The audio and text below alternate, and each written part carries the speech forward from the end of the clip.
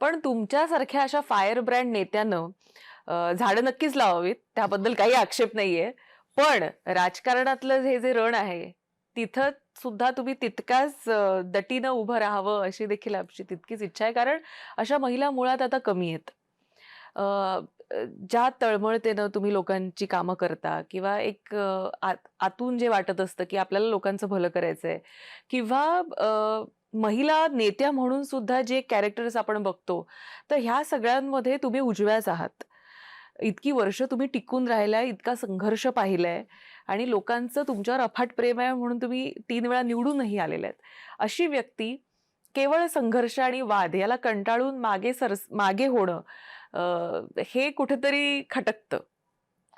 खरी आपली गोष्ट, की काय होतं, एक लिमिट असते. त्या लिमिट नंतर माणसाला सगळं नको वाटतं. आता लिमिट संपलेली आहे. त्याच्यामुळे असं वाटतं राजकारण सोडून काम करणार मी. जनतेची सेवा करणार, ती सोडणार नाही मरेपर्यंत. आणि मंत्रिपद मिळालं काय, नाही मिळालं काय, शेवटी तुम्ही नुसता जरी असला तरी काम करू शकता. काही गरज नाहीये. तुम्ही एखाद्या अधिकाऱ्याकडे जाऊन जर तुमचा आवाज उंच करून बोललात, तर नक्की काम होतं. तोही घाबरून जातो. पण मला असं वाटतं मंदा म्हात्रे नाव ऐकल्यावरच अधिकाऱ्यांना कळतं, की हे काम करायचंय. नाहीतर मला ताई माझा इकडे फोन गेला अवतरतील. ना, का अधिकारी माझा नंबर बघितला तरी काय बोलावं म्हणून घाबरतात, तेच सांगतात. "अहो, तुम्ही फोन केला तर काय बोलू तुमच्याशी?" माझं एकच असतं फोनवर, "हॉस्पिटलचं बिल कमी करा, राशनचं असेल त्यांना कार्ड द्या." छोट्या-छोट्या गोष्टी असतात हो लोकांची कामं, खरंय. फार मोठी नसतात. इतकी म्हणजे मला असं वाटतं त्यासाठी मंत्रिपद असणं काही गरजेचं नाही. तो एक मान, सन्मान आहे.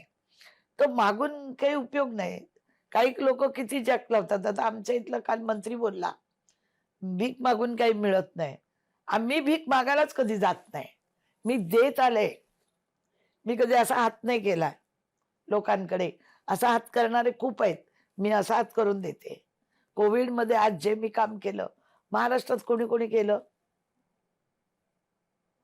माझं देतच आलंय. तर मी मागायला का जायचं? माझ्या कामाची कुठेतरी काउंट केलं पाहिजे ना. त्यांनी बोलून दिलं पाहिजे. मी मागणं म्हणजे काय?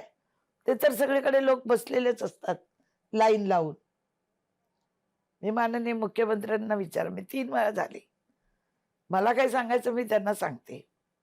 माझ्या मनातलं त्या माणसावर खूप माझा विश्वास आहे. माननीय मुख्यमंत्र्यांवर. तुम्ही आता बोलाल त्यामुळे बोलतेच काय बोलायचंय ते.